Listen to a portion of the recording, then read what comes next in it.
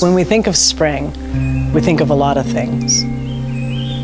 We think of life coming back in different forms. We think of rain. We think of flowers. But for most people, it really means birdsong.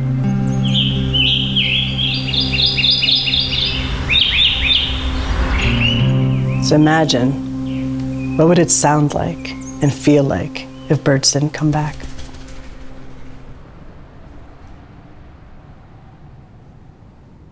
I've always said if birds could speak, I wouldn't have a job. Birds are trying to tell us a lot. Ever since 1970, we've lost about 3 billion birds. And the most recent state of the birds suggests that 1 in 4 species are facing extinction in North America alone. One of the main reasons for the declines for migratory birds can be linked to habitat loss and degradation. And we always had a hard time deciding which are the most important areas that we should be investing in protection, because we haven't been able to get a big picture overview of how these birds that migrate thousands of miles, where they spend their time. When are they spending most of their time there? And what are those species that are relying in these specific places? We have known that Latin America is important for a lot of migratory birds. But what we didn't know until now is how important individual places are.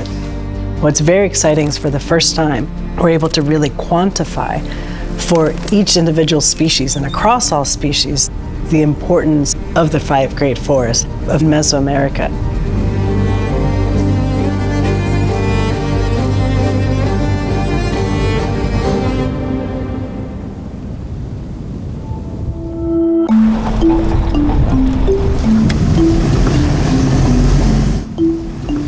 I think that birders in North America have this general idea and knowledge that the birds that they love to watch in the spring and summer leave and they go to Central and South America, but I think it doesn't really hit home for people until they're here, just really where their birds are going and how abundant they are. The 5 great forests of Mesoamerica are the last large blocks of tropical forest remaining in Mesoamerica. They are the Selva Maya of Belize, Mexico, and Guatemala, the Mosquitia of Honduras and Nicaragua, Indio Maíz Tortuguero, which crosses Nicaragua and Costa Rica, La Amistad of Costa Rica and Panama, and then the Darien, which is between Panama and Colombia.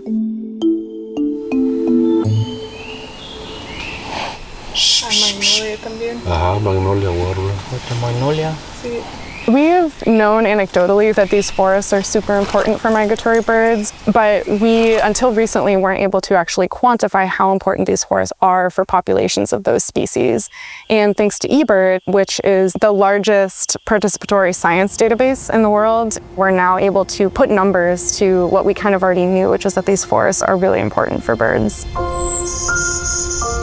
Once we started getting a lot of data in eBird, it became clear that the possibilities were going to be endless, because we're able to really take a big picture look and assess where are they spending most of their winter, where are they breeding, and we're able to do that across every single species in North America now.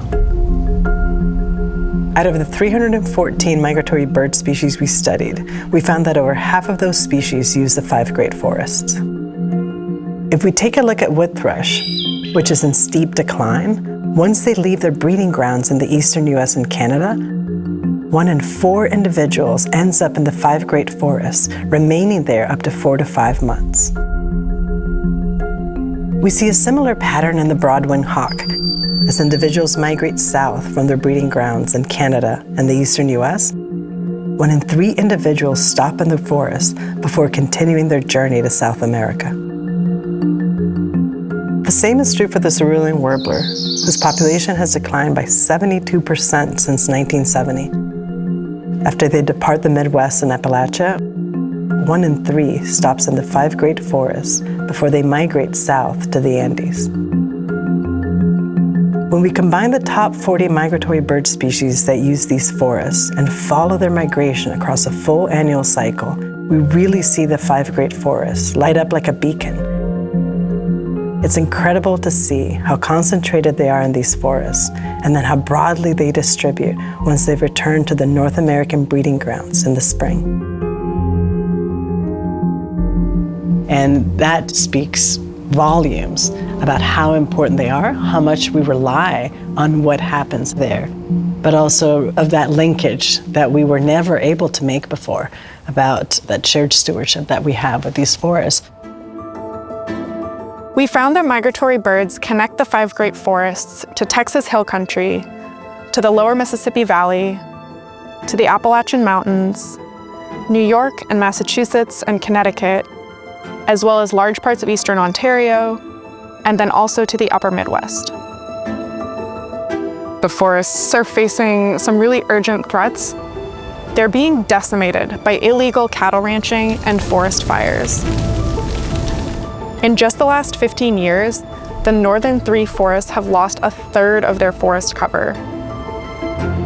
And we can bring back the forest that's been lost, but that means doing forest restoration on a massive scale, which requires a lot of resources. The people who live within the 5 forests are really the heroes in protecting the forest.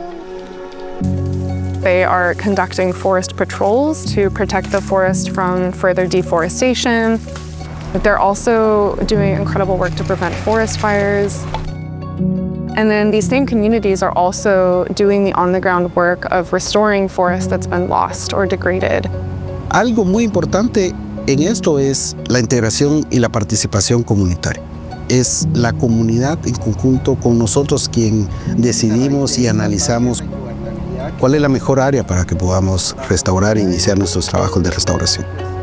Some of these same local communities have constructed native tree nurseries where they collect seeds of native trees from the surrounding forest and they plant them and take care of them until they get to be seedlings that can be planted in old clearings and cattle pastures. El tema de talleres, ¿va? Que tenemos que proteger nuestros bosques, hacer las cosas de manera sostenible acá en nuestra comunidad. Pues en unos años yo pienso que ya todas las áreas están con pastizales, ya no van a ser igual, ¿verdad? Y también la presencia de aves ya va a haber más presencia. One of the really cool things is that a lot of the eBird data was generated by people who live in the 5 great forests. Mira la magnolia esa aquí anda allá, tío, ¿no? Mirarle la marca de campo que tiene abajo la cola y que tiene negrito. Chalo has created this incredible team of young local men and women to identify birds by sight and sound and then to monitor them. Nunca me imaginé que en algún momento yo iba como a salir a dar charlas y decirle a los nuevos niños de que lo que debemos cuidar. Me gustaría que muchas personas más se involucren y que pues también sean parte de todo esto que nosotros estamos haciendo ahora. Qué bonito saber de que lo que estamos haciendo está sirviendo para algo, está sirviendo para dar a conocer al mundo la importancia de conservar, de mantener nuestros bosques, ¿verdad? Entonces creo que eso le impacta a uno y le dan ganas de seguir trabajando y aportando para el beneficio de toda la humanidad. No solo para mí, ni solo para mi hijo, ni para alguien más, sino es para todo el mundo, ¿verdad? Entonces creo que es algo que me ha motivado de seguir adelante. Seeing all of the people who love these forests so much and are so dedicated to protect what they have and to restore what's been lost, that gives me hope. We need people who maybe have never heard of these forests to really understand how connected they are to us in North America and to support the people who are there on the ground fighting every day to protect them. Just think about the possibility of connecting with those efforts to make sure that year-round we can enjoy birds here, they can enjoy birds there, and really have migratory birds start to come back.